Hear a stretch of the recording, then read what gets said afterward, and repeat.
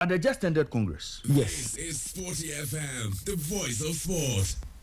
The executive committee or the executive council of the Ghana Football Association were fully represented. Okay. Now, something interesting happened on the day. And some of us saw some developments that we do not think would bode well for the image of the Ghana Football Association. Okay. Okay. Nathan, somewhere in June 2025, June 2025. Oh, just this year. 13 June 2025. Okay. The Attorney General of the Republic of Ghana, Dr. Dominic Ayene. So whatever I'm going to say today, I'll be speaking from the notebook of Dr. Dominic Ayene. Okay. Okay? On the 13th of June, Dr. Dominic Ayene disclosed a massive corruption scandal within the National Service Scheme. Okay? Revealing that a criminal network, let us take note of some of these words. Wait, these are what? Dr. Ayene's words. Oh, come on, Nathan. Okay. These are matters of public record. No problem. Let's continue. These are not concoctions. These are not my creations. Dr. Dominic Ayene revealed that a criminal network Sporty FM. in the National Service Authority and their dealings led to the loss of over 548 million Ghana cedis through the use of ghost names on the payroll. Okay? Now, Nathan, Dr. Ayene, the learned Dr. Ayene, stated that the criminal enterprise involved directors, staff, and service providers of the NSS. Okay. Now, according to Dr. Ayene, and you see, Nathan, everything I'm referencing Dr. Ayene. According to Dr. Ayene, the cartel or that criminal enterprise was led by a certain deputy director by name Gifty Oware Mensah. Me, it's not me saying it, it's Dr. Ayene. And several other accomplices. Okay. And according to the learned doctor, a sum of 500 million Ghana cedis plus was embezzled from the public purse. Ladies and gentlemen, this is not my story. These are allegations that the learned, the Honorable Attorney General leveled against the former director, the deputy director of the NSS. Okay. Nathan, he went on to explain the mode of operations, the modus operandi of the cartel, detailing how shell companies were formed to siphon money across board. Further alleged that Madam Gifty Oware Mensah misappropriated funds by creating and using a total of 9,934 ghost names on the NSS payroll. Nathan, this is not my findings. This is the findings of the Attorney General.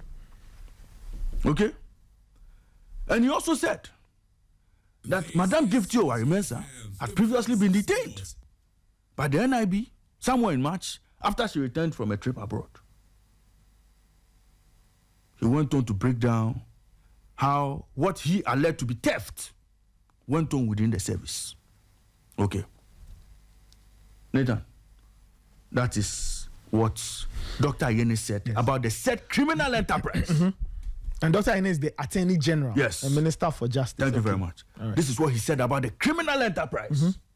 The criminal enterprise that he alleged that Madam Gifty Oware was at the forefront of. Okay. Now, Nathan, the question every Ghanaian would ask is, who is Gifty Oware Mensah? And why was she at the Ghana Football Association Executive Council In fact, why was she at the 31st ordinary session of the Ghana Football Association? Why was she at Congress? And who is she? Nathan, Madam Gifty Oware Mensah was elected or voted for to represent women's Premier League clubs on the EXCO. Okay. And so, Madam Gifty Oware Mensah is an executive council member of the Ghana Football Association. And you'd be pleased to know that she ran a very lucrative football club called Berry Ladies. She owns it. She still owns it, right? Yes, she owns Berry Ladies Football Club. Berry Ladies, we are sweet. I find that tagline really interesting, but yeah. So, you see, at a point in time, we saw Berry Ladies jump onto the scene looking like the Man City of Ghana football, the Manchester City of Ghana football, or the Paris Saint-Germain with the Qatari funding. You understand? Yeah. Or which other club again? Or the Saudi clubs. Yes. That was how Berry Ladies emerged onto the scene. As we speak, Berry Ladies have been relegated to the Women's Division 2 after 5 years in the Women's Premier League proper. Okay. Now, Nathan, why am I bringing this matter up this morning? You see, Nathan, when an entity like the Ghana Football Association, as battered as their reputation looks, as battered as, as troubled as their reputation has been in the public space over the years, when allegations like this are leveled against your member, Nathan, you must take steps to purge yourself of any accusations or any links or any possible perception that would link you to anything that's associated with that colleague of yours. True. Or that member of yours. Yeah. Okay. So in this case, nobody is saying that Madam Gifty Oware Mensah is guilty. Nobody is saying that indeed the allegations that the Attorney General leveled against her are true. Of course, you have a day in court. And the presumption is that you are not guilty until you are proven guilty by a court of competent jurisdiction. True or false? True.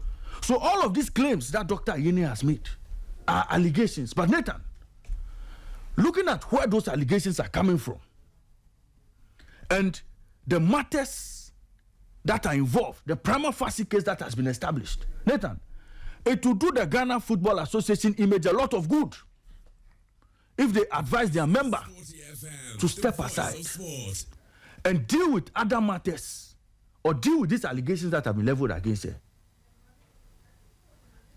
Finalize or conclude all these proceedings, clear yourself, and then come back and assume your role as executive committee member.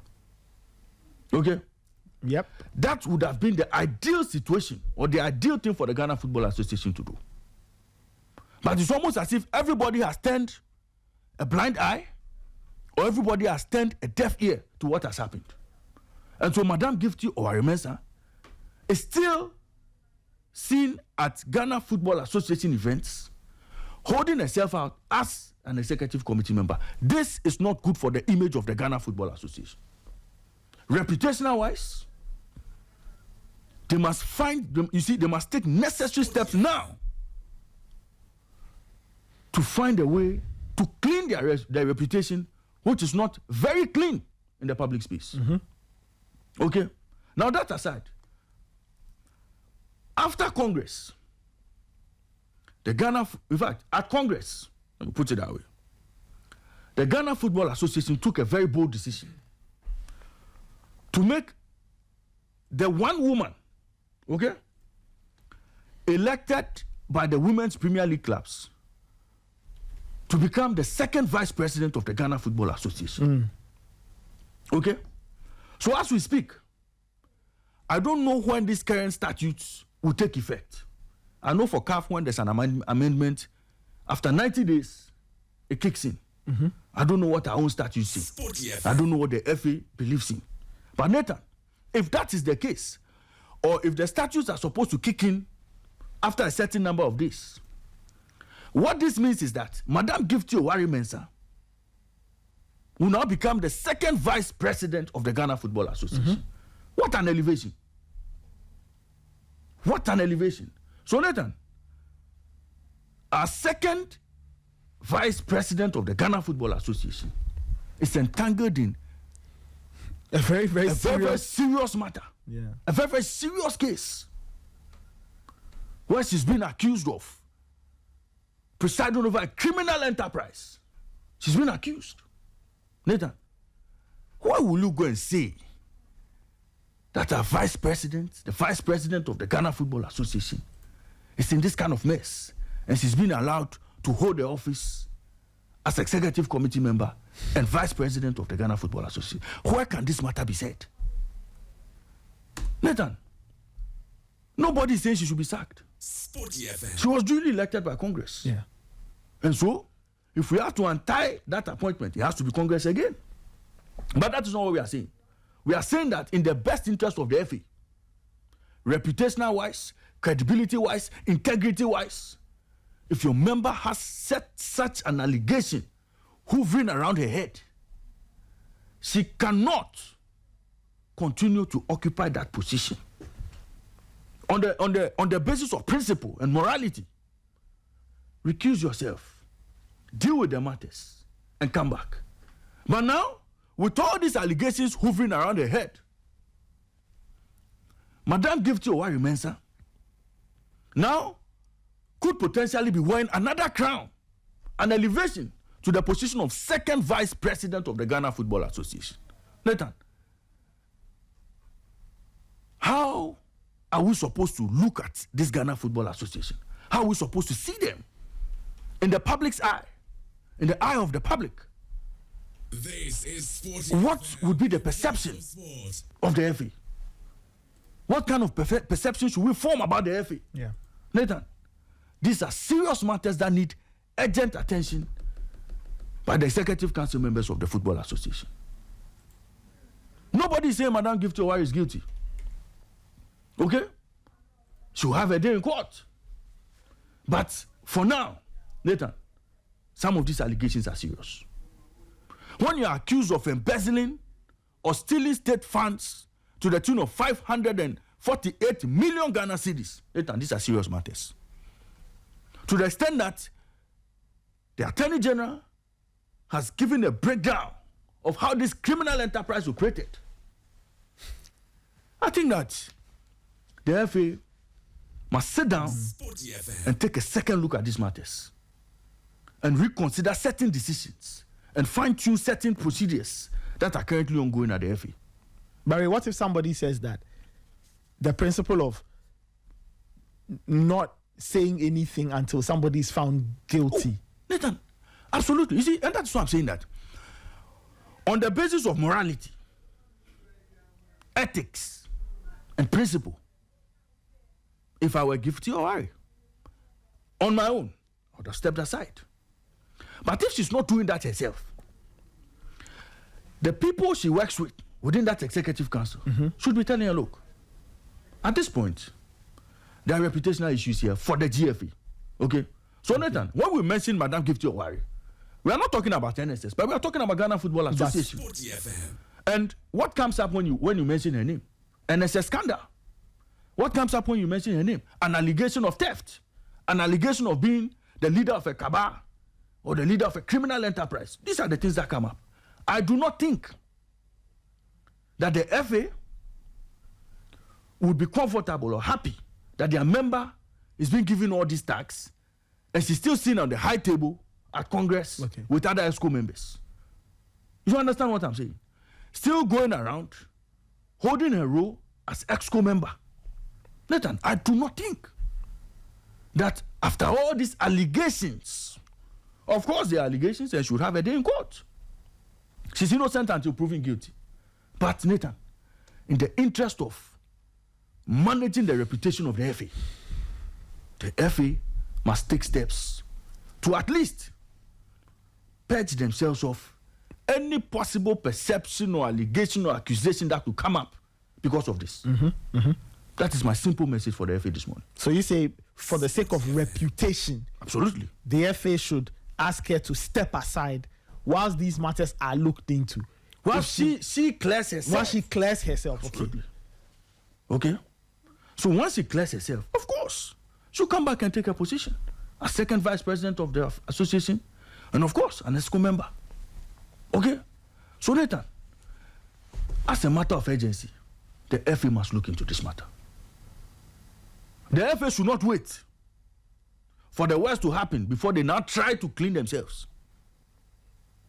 Okay? And when I say the possible scenarios that could play out, there are several scenarios. We can't overlook the fact that one scenario could be, you understand? And you would not want the FA to again carry that tag.